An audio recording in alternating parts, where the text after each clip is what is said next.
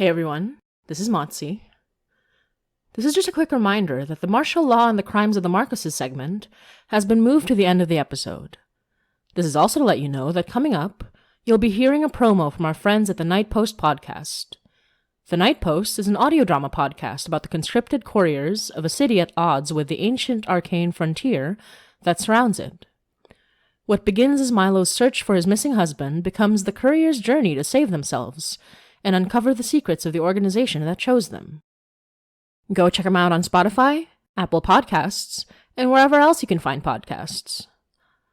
We here at Hainai are 2 episodes away from the finale of Season 1, Act 2, and have some exciting plans for this year's Halloween season.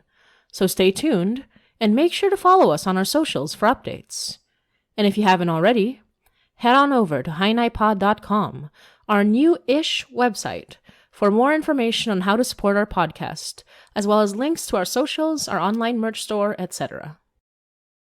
Now, on to the show. Hello there, citizen. You've lived in Guild City for a while now. Maybe you've wondered, when you wake in the morning and retrieve the letters tucked neatly into your postbox, just where your mail comes from. It comes from the Night Post, of course. Those faithful couriers deliver it while you're sleeping. All the better that they stay out of sight and keep the unseemly strangeness that follows them out of our city, in the skelter where it belongs. If, for some reason, you'd like to know more about Guild City's conscripted couriers and the burden that chose them, their secret hopes and fears, the ancient, untamed threats that hound them on their nocturnal journeys, you have only to listen. The Night Post is a queer supernatural audio drama, delivered weekly, in dead of night, to wherever you listen to podcasts. Find answers at nightpostpod.com. Previously on Hainai. I just don't understand why you're interested in this. It was a fire, not homicide. Did something happen before the fire? There was this man. He held his hands out, palms up, but I couldn't see his face. His head was fully turned, and all that faced me was this thick, dark, sticky hair. Around me, the walls, the paint started to peel, like it was burning away. You're an elder, aren't you? A what now? Don't play with me, Cornelius. There's always something. Remember that. I'm already in this, Cornelius. Strange girl. Hey, wait! Beneath the gargantua. See if you can make sense of it. And if you can, maybe we'll talk.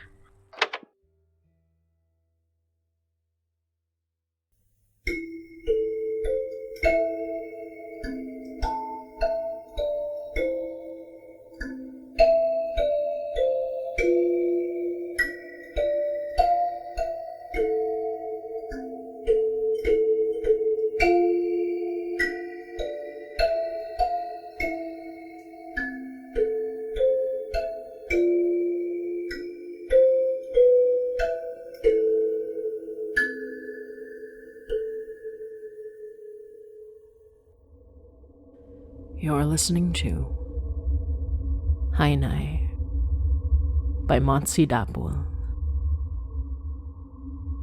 Episode 24, Ilalim.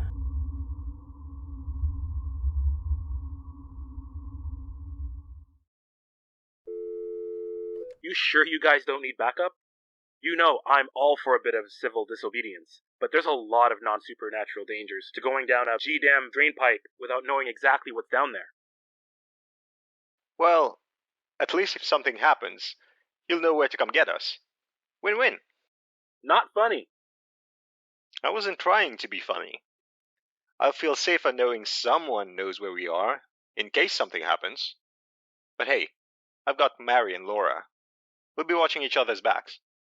I wish I could be there with you guys, but this St. Patrick's case is really kicking our butts, and I can't just play hooky and leave Donner with the paperwork again. Late nights all week for both of us. I'm sure you'll find a way to enjoy yourself. What? You think I'd rather spend time at work with my boring, by-the-books partner, refereeing his complete ineptitude at handling Mari's sudden radio silence, than relaxing at home with my boyfriend? You're kidding. I didn't say anything. Ash, I love your eyes, you know that. and I love yours, but what does that have to do I with... especially love them when they're not green. Did you actually just say that to me? Pot kettle? I'm not. Sorry I brought it up. I just thought, well, yeah, you'd enjoy doing some work you actually signed up for, with the partner you picked. And you don't have to worry about me, or us, because I'm finally at the point I can confidently handle the weird stuff Toronto's thrown at us since I got possessed. And if I can't, I'll be with the woman who absolutely can. Right. Okay. But you better keep us posted. Barring the signal dying underground, as it's wont to do. Of course, my love. What the... What? I found something on one of the shelves. Nothing I stocked. Maybe something Evelyn left out? It feels... Ash, be careful. It's not bad.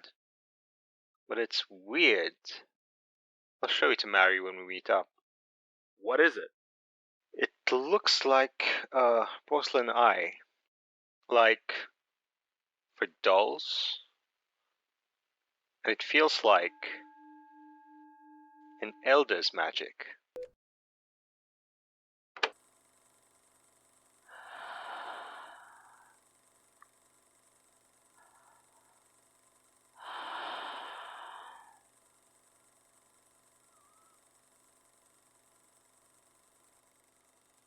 The Gargantua. It's a fancy name for the biggest storm drain in Toronto. Entering it felt like entering a church cathedral or a great hall, except with graffiti as high as someone could reach, rather than stained glass or religious murals. We didn't quite know what we were looking for, but we were, all of us, a little on edge.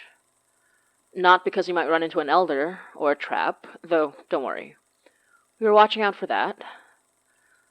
There's just something unnerving about being underground. And even if the pipe itself was huge, we wondered if we'd end up somewhere a lot narrower. While we, moved around the space, trying to track any sign of elder interference, we encountered something unexpected. Well, someone. Holy God! Abe? Oh gosh. Mari? Oh, and Laura. And, Ashvin, right? I don't think we've ever actually met, but I've heard a lot. Do you know this guy? Yep. Hey, bud. Thank you. Thanks so much. Good thing I didn't hit my head or anything else important. Feel a bit shaken up, though. Abe, what are you doing here? Oh,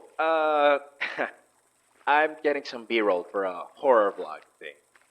This place has been getting a lot of attention on Toronto ghost and cryptid forums, especially recently. Weird sounds according to locals, and I wanted to do a proper video about it on my blog, and I was supposed to come with a friend of mine, but he hasn't been answering my calls. So I had to try coming alone, and, well, hey, I didn't know you guys were investigating this place too. Ooh, the inept ghost blogger you mentioned. I never said inept. Context clues. You've been here before? So you know the layout. Oh, yeah. Well, part of it. There's some bits you can't reach, obviously, and I think some parts have been bricked off for safety, but there's still a lot to see. I was able to download a tunnel map. Anything in particular you're looking for? Cute. Like a puppy. A sad, scraggly little puppy. Oh, I know. Don't you think it's a bit weird? Which part? Well, isn't it a little convenient that he's down here the day we're investigating?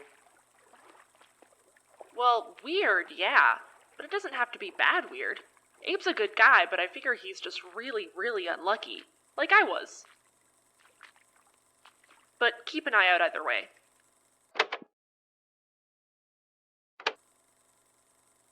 It was good to have someone who had the fundamental knowledge of where we were treading, but I worried about Abe. I kinda always do. He has this penchant for getting in situations he shouldn't be in.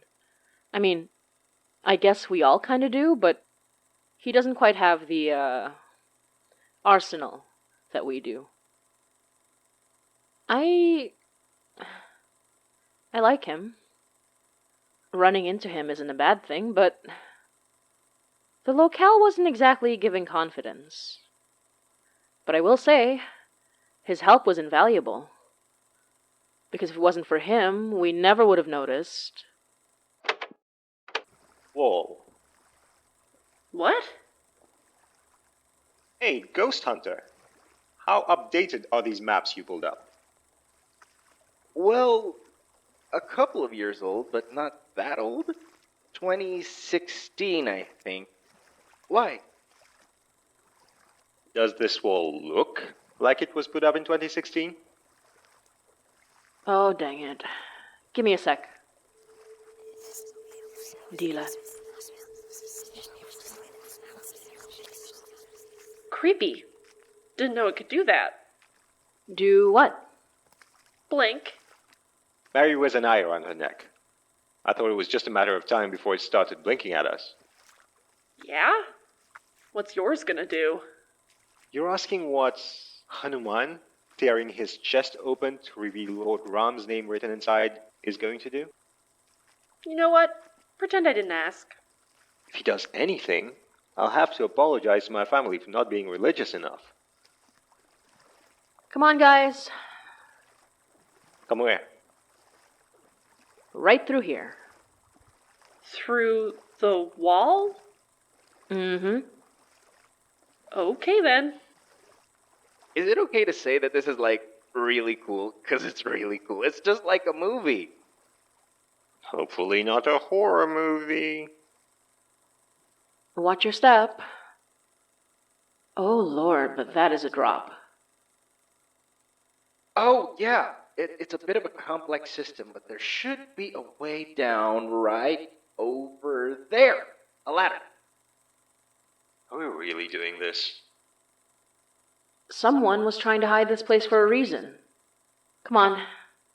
Careful. Well, at least gravity's more likely to kill us than an elder.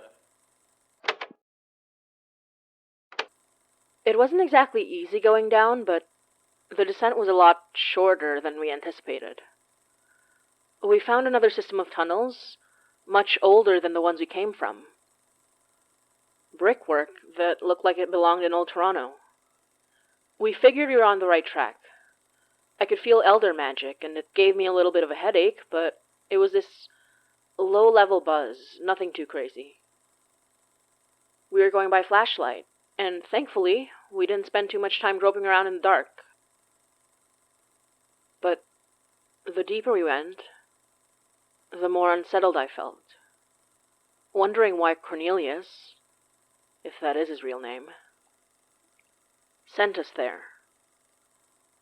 Until finally, the tunnel opened up, and the ceiling above gave way to this enormous, well, it was almost like a great hall, made from the same brickwork, with water flowing from different ducts, down in grotty waterfalls or in artificial rivers.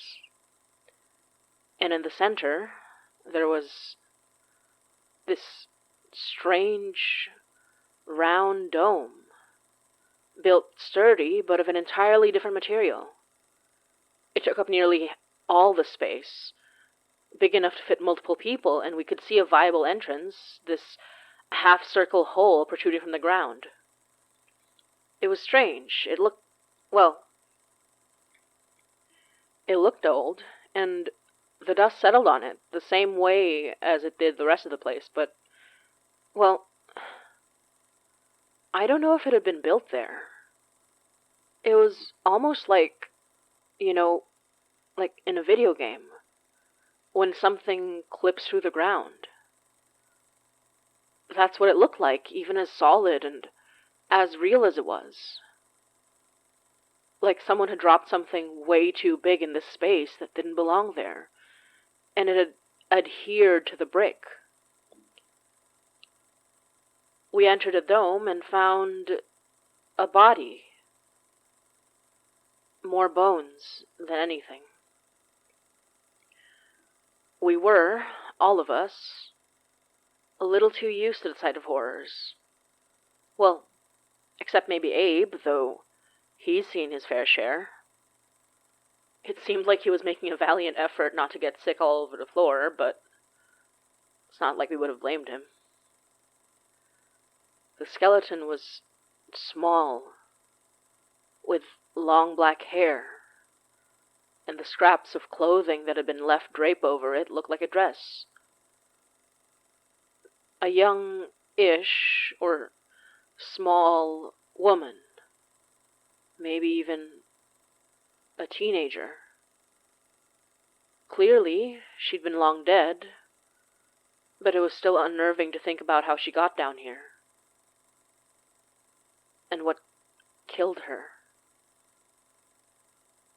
There was a long dried stain on the floor that implied it hadn't been starvation. Ashvin brought up the possibility of trying to see if there was a soul that needed to be laid to rest. It was a good idea. So he set up the tools and we tried to connect with any lingering spirits to help them move on. We sat down, me and Ashvin, held each other's hands, and what we got was not quite what we expected. Oh, no. What is it? I can't see. Oh. Do we stop? Why? What's going on with you? I'm seeing a lot. Too much. Describe it. There's,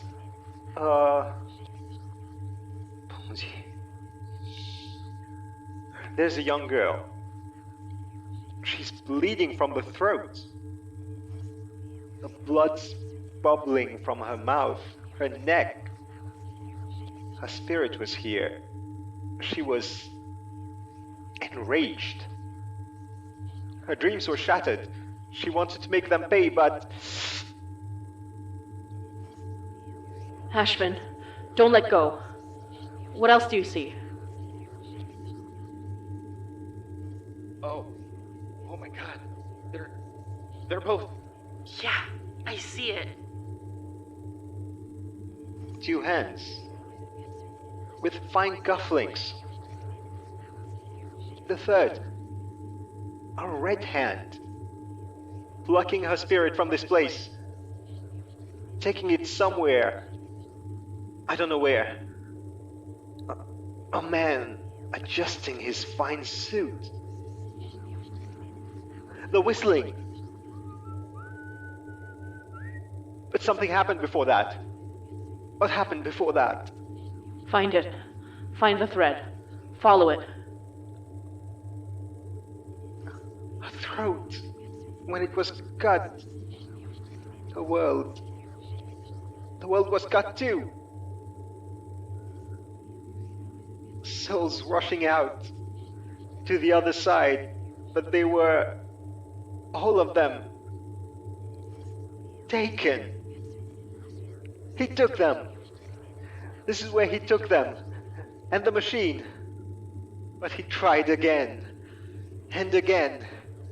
It never worked. They could not do it again. They couldn't. Why couldn't they do it? Because they weren't special enough. No, not again. Ashvin!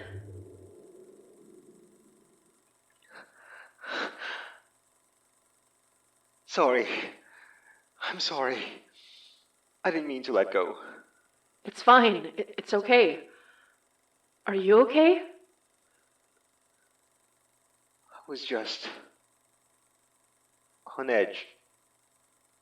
The stuff I was seeing was intense. A little familiar, though.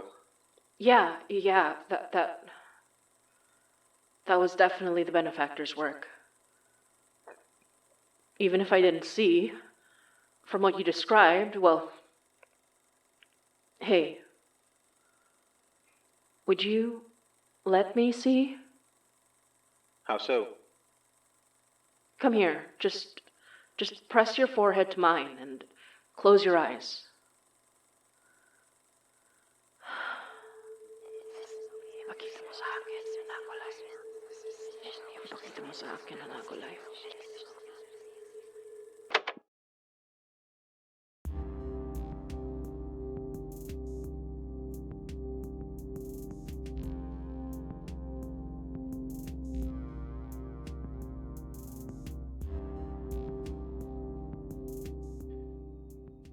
It happens every time I'm on the subway. I live all the way up in Vaughan. My parents bought me a nice, cheap place up there, and with the subway, I don't have to spend so much driving all the way to downtown. The funny thing is, even though I'm calling in to tell you how weird it was, it's not like awful. What happened to me, what keeps happening to me, doesn't really do anything. It's just weird, but okay. I guess I'm just worried about the day that it decides to stop being okay. So I get on the subway at Vaughan, and it takes about 45 minutes to get to my stop at Dundas. And I cherish those 45 minutes. Enough time to relax before I get the work day, get a bit of reading in. Most days I'm looking down at a book or my phone, so I hear people getting on and off, sitting at my periphery, but I'm not like paying attention. I go to work around noon, so it's not rush hour or anything, but there's enough people moving around the city that it's not like abandoned or whatever. I started, it started happening a couple of months ago. Every now and then when I'm riding the subway back up to Vaughan. It's a bit late, but I still see a handful of people. Way more closer to the weekend. Work's super draining, so I don't really like being around people too much. I try my best to steer clear of where everyone's sitting, usually closer to the back of the train. It's an interesting view. You see everyone all the way to the front of the train except when it makes those turns, where it's like a wormhole. When the train turns at the middle bits. What were they called? The bellows? Wait, really? Okay then. Yeah, like when they turn at the bellows, the entire train disappears for a second. It's trippy as hell, but it's fun. A couple months ago, I started noticing something weird. I'm not sure when I first started to notice it. I think one time I was super sleepy. There were only like 3 or so other people in the train that I could see. And I'm trying to remember. One was, oh, 2 women talking loud enough to be heard through the entire train. The third was just a guy in a motorcycle balaclava, which is weird, but I think just like Toronto weird, not this weird. I drifted off to sleep somewhere down the line, but not for very long. I was still underground, so I hadn't gotten far enough north. When I woke up, it was quiet. The 2 women were gone, and so was the dude. I guessed they just got off at the last stop. It was spooky, being completely alone on one of the busiest train lines in Toronto, but it was late. I didn't think much about it. I thought maybe I saw something out the window. It was quick. Happened too quick. I didn't notice much more for a while after that, or maybe I was choosing not to notice them. Toronto laugh, you know? Sometimes you see some weird stuff, pardon my language. A lot of the time you just pretend you don't see it. At least until you can't pretend anymore. See, this happened to me on a Friday night. Late going home, but so was pretty much everyone else. Train was pretty full, since there were a few delays earlier. They didn't say what exactly happened, but I heard that someone fell on the tracks and there was a police presence. I don't know how bad it was or if it wasn't that much of an incident. They never said. Maybe it was fine. Maybe something really bad happened and they were keeping it quiet. You know, for the family. Kind of like... Anyway, I was at the back of the train that day, and the only other person was a homeless guy, taking up space on a few of the chairs, snoring away. Kept a few seats empty near him, and a lot of the chatter was happening closer to the front of the train. Bunch of drunk girls coming home from a party. Couple making out. Some partygoers not yet on their last legs. A bunch of people who looked as done with the week as I was, tired as hell and just wanted to get home. There's a bit where it doesn't seem like they oiled the rails properly or whatever. I'm not sure. But a bit of the trip where there's this awful screech that you gotta cover your ears to survive every day. That sound? It drowned out every other sound on the train, apart from the running engine. I saw the front of the train swing around and making a sharp turn as it headed north. Everything in front of me disappeared.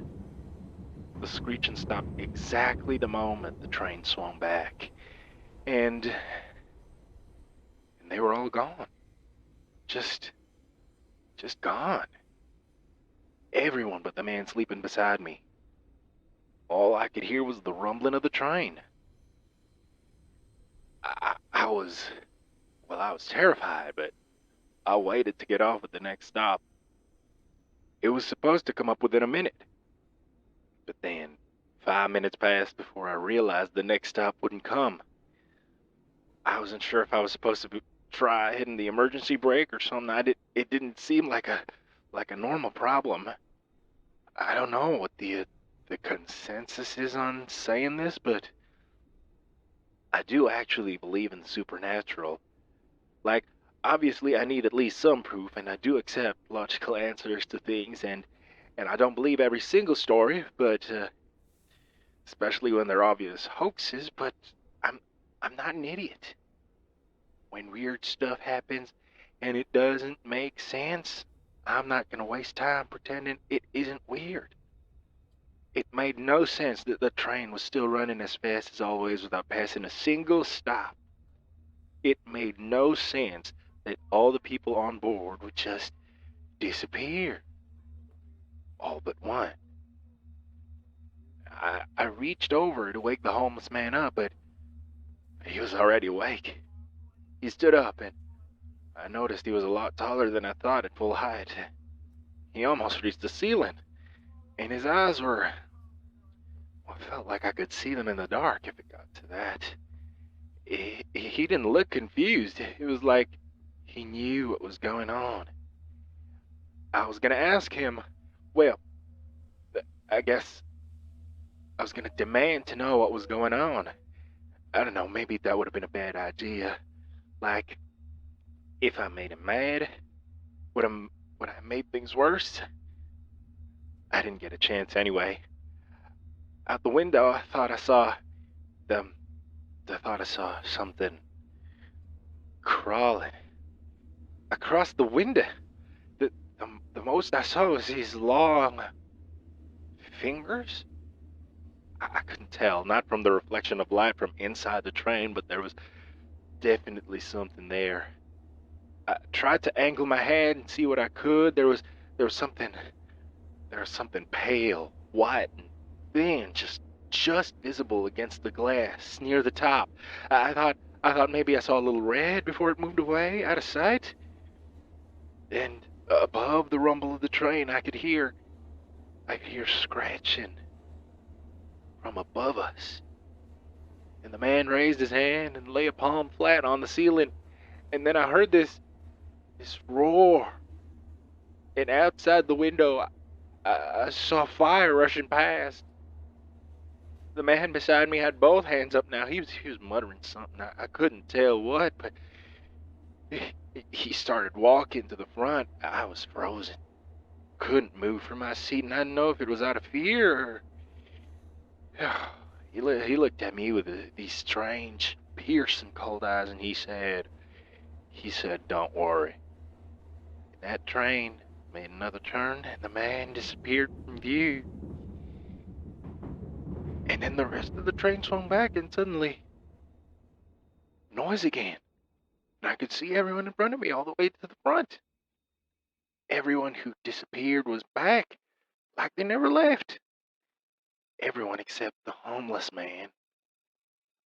And I don't know what happened to him. I don't know what happened to me.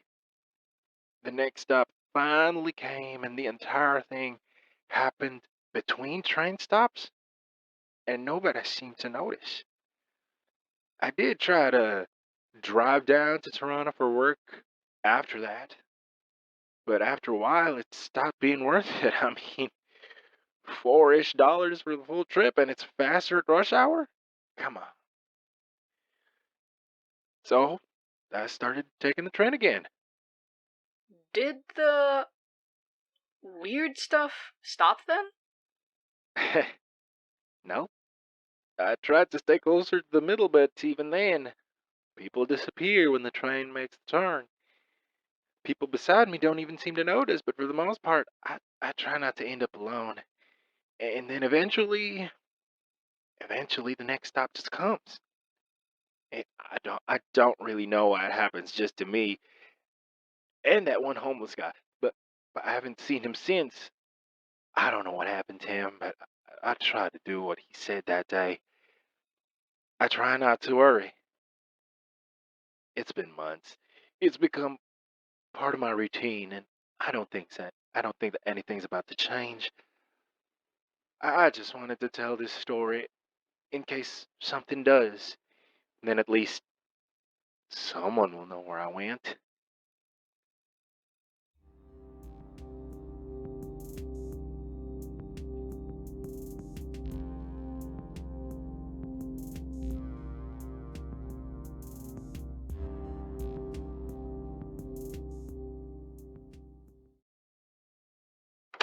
Abe? You okay? Huh? Oh, yeah, I just, remembered the last time I was here. Not down there, of course, but, underground. Gotta say, it was already pretty creepy without knowing about the corpse. Don't worry. We've got our boys in homicide on the case. At least, the bits of it that aren't spooks. That's for me. Yeah. Hey, speaking of spooks, I know we haven't, talked outside of, supernatural emergencies and you saving my butt or anything, but, how do you feel about Halloween? Loving him more every year. Why? Oh, well, there's this cool new place up north of Church and Wellesley, a theme bar, opening up with a few Halloween parties, and I got an invite. Well, I guess it's more like an ad, but an invitation to come to their All Hallows Eve Monster Mash from some contacts of mine in the supernatural vlogosphere, and I was wondering if you'd maybe like to come along. It's really cool. It's an old house, and they preserved a lot of the features from way back, and apparently there's even a horror-themed exhibit, and... Huh. That sounds... You know what? Yeah. Yeah, I'd love to, Abe. Awesome. I'll send you the deets. Yeah, of course. Thanks. See you, Abe. See you soon, Mari. Deets? What?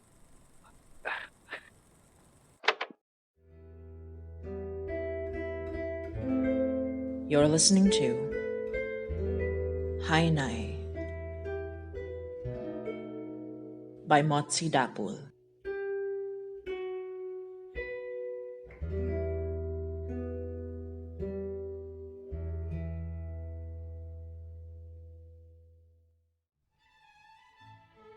Martial Law and the Crimes of the Marcoses.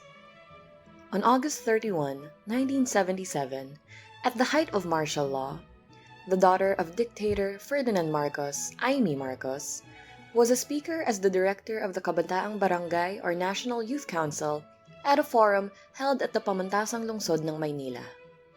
At the forum, 21-year-old university student Archimedes Trajano boldly questioned her on why she deserved to be a youth representative. Trajano was forcibly taken out of the venue, blindfolded, and beaten by Aimee's bodyguards.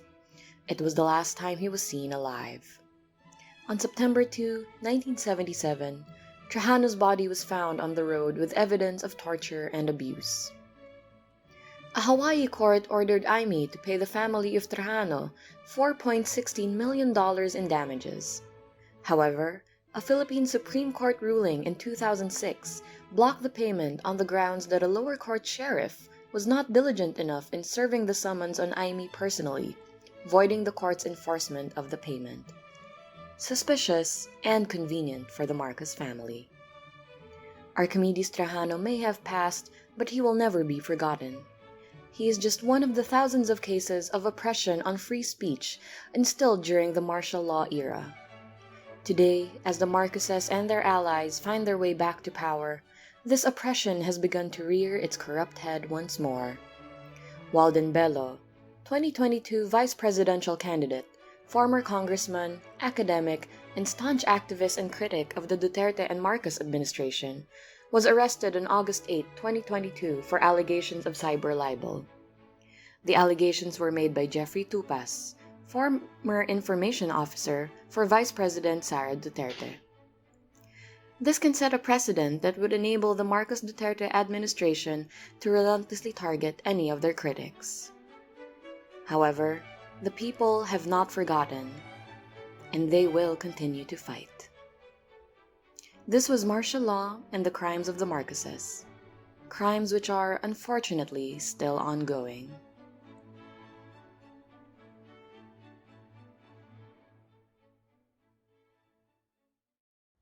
Hey everyone! This is Reg Helly, co-creator and co-producer of Hainai.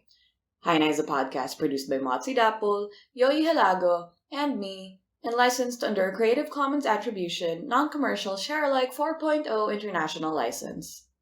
Today's episode was written and directed by Motsi Dapul, who also plays the role of Mary Datuin.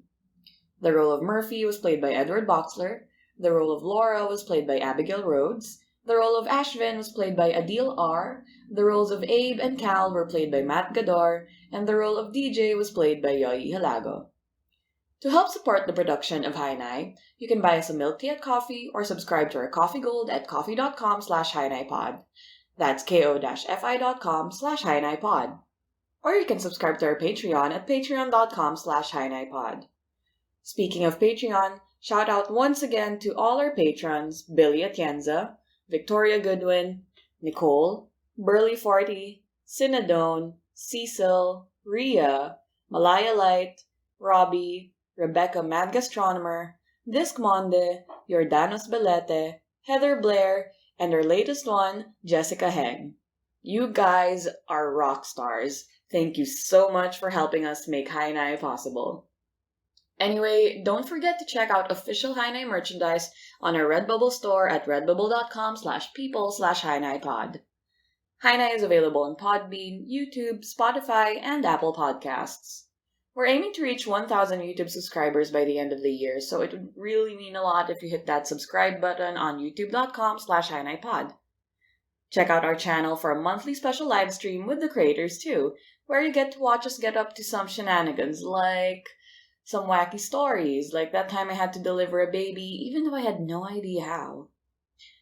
Don't forget to follow us on our official blog, HiNiPod.tumblr.com, for more news and updates, and also on our socials, Twitter, Facebook, and Instagram at HiNiPod. Leave a rating and review when you check us out, and with that, thank you, we love you, and hanggang sa muli.